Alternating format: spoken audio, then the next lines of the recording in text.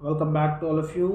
तो आज हम लोग थोड़ा डिटेल में डिस्कस करेंगे regarding the SSB procedure service selection board after the written qualification of ND exam, CDS exam, AF CAT exam और या फिर आपका डायरेक्ट एंट्री जो आता है technical entry. So day one का मैंने पहले भी टॉपिक्स डिस्कस किया था, बट डे वन बेसिकली होता है screening test after the document verification. उसके बाद आपको चेस्ट नंबर प्रोवाइड होते हैं और आपके दो टेस्ट होते हैं। टेस्ट नंबर 1 में आपके 20 मिनट्स ईच के दो टेस्ट होते हैं, वर्बल एंड नॉन वर्बल। और उसके बाद फिर आपका एक पीपीडीटी होता है, इस तरीके का एक पेज दिया जाता है जिसमें आपके एक्शन आपको लिखना होता है एक स्क्रीन फ्रेम में। आपको उसका एज मेल या फीमेल या आपको न्यूट्रल जो भी है, और उसमें आपका मूड लिखना होता है। तो मेन कैरेक्टर को आप एनसर्कल करते हो, नंबर ऑफ कैरेक्टर्स को आप वहाँ पर पॉइंट आउट करते हो। ये स्क्रीन जो आपका है वो आपका जो एक स्क्वायर बॉक्स है वो आपकी एक पिक्चर स्क्रीन है, उसको आप as a picture screen pursue करते हो और फिर वहाँ पे आप अपने मेन कैरेक्टर को मार्कअप करते हो।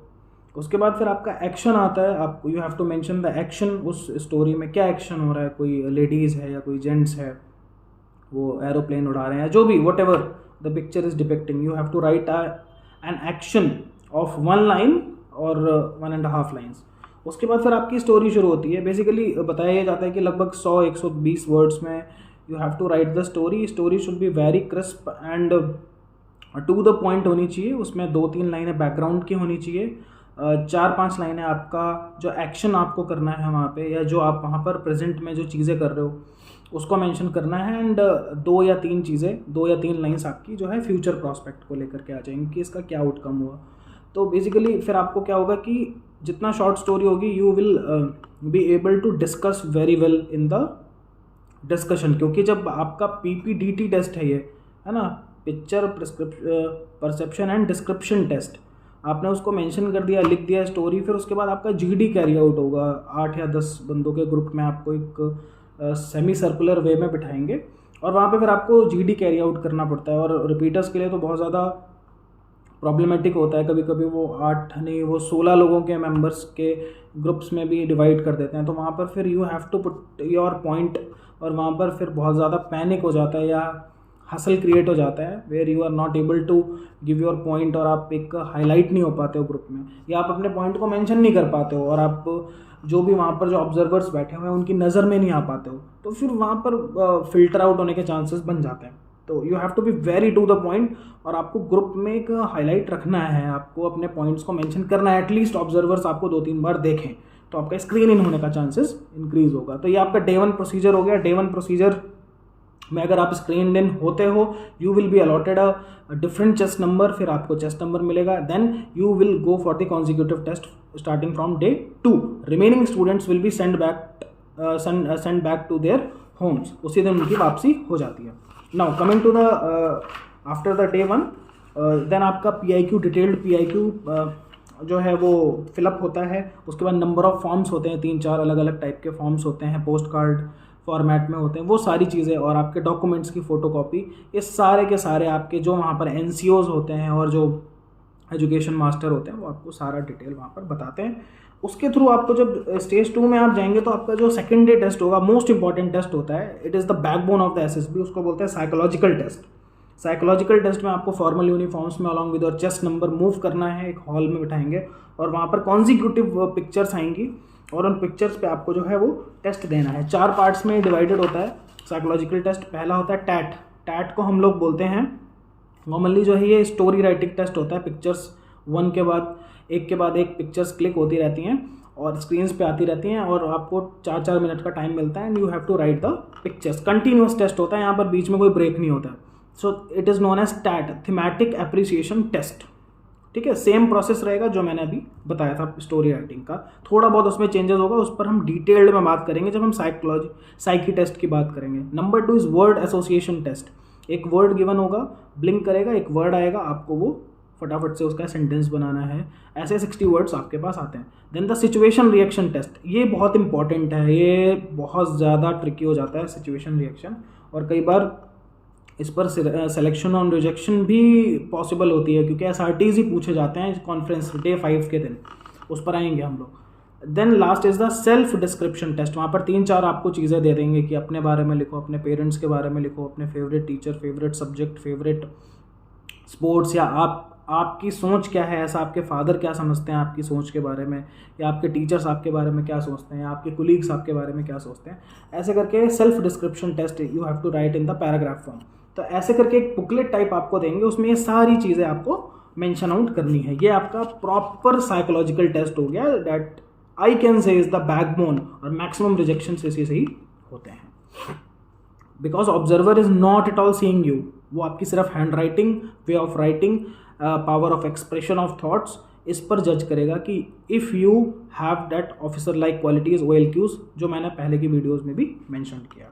देन स्टार्टिंग फ्रॉम डे 3 अब आपका टेस्टिंग शुरू हो जाएगा GTO का। GTO का बेसिकली क्या होता है, आपको ग्राउंड में ले जा करके कुछ फिजिकल वर्क भी करवाते हैं। वहाँ पर ग्रुप के साथ आप कैसे टॉलरेट करते हैं चीज़ों को, कैसे मैनेज करते हैं, वहाँ पर भी आपकी OLQs को चेक किया जाता है, कैसे आप अपने आप को वहाँ पर ऑर्गेनाइज करते हैं। तो उसका पहले दिन का जो डे 3 का जो पहला GTO होता है, उसमें आपका सबसे पहले GD होता है 2 टॉपिक्स के ऊपर। आपका सेम वही प्रोसीजर जो डे 1 के दिन PPDT में हुआ था, कुछ टॉपिक्स आपको देंगे और वहाँ पर फिर आपका 2 टॉपिक्स पे बेसिकली GD होता है।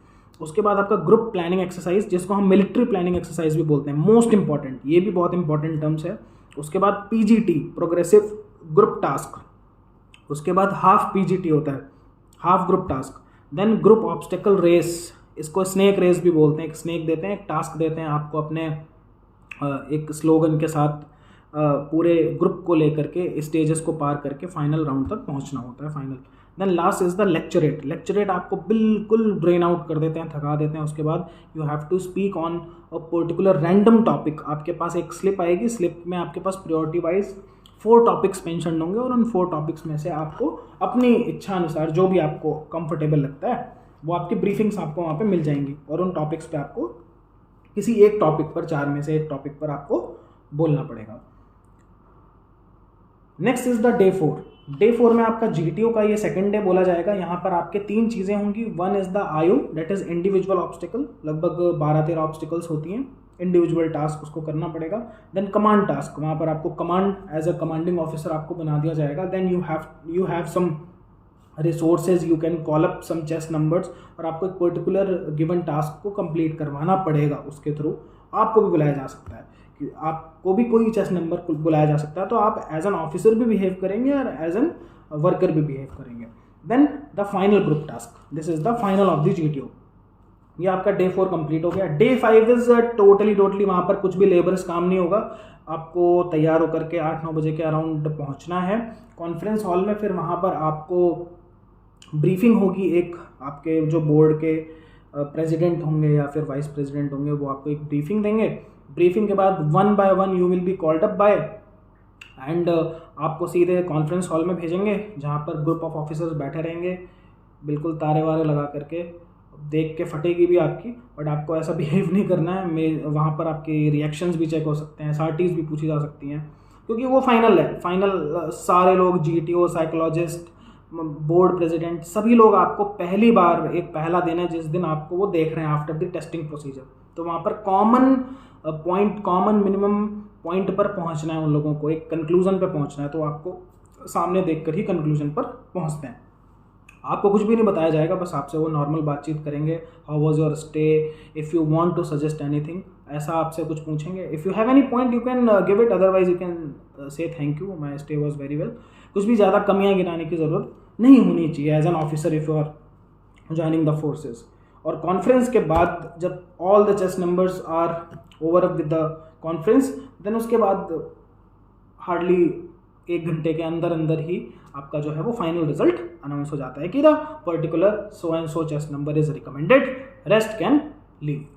वहाँ से आपकी स्टोरी जो है समाप्त। तो ये 5 दिन का पूरा कंप्लीट प्रोसेस होता है regarding the service selection board, चाहे नेवी का हो, चाहे आर्मी का हो, चाहे FCAT का हो। तो आई होप आपको एक ब्रीफ में, और मैंने डिटेल भी बताने की कोशिश की, स्पेसिफिक टॉपिक्स पर मैं वीडियो लाऊंगा बहुत जल्दी, बट ये एक प्रोसेस है, इसको गो थ्रू कर लेना चाहिए ताकि आप वहाँ पर जब फेस करेंगे 5 दिन का, तो रैंडम चीज़ें ना हो आपके साथ, और आपका माइंड मेकअप रहे कि ये वाली चीज़ें होंगी, और कुछ छोटी मोटी प्रिपरेशंस आप अपने घर से भी करके जा सकते हैं। सो आई होप आपको काफ़ी चीज़ें इससे मदद मिलेंगी।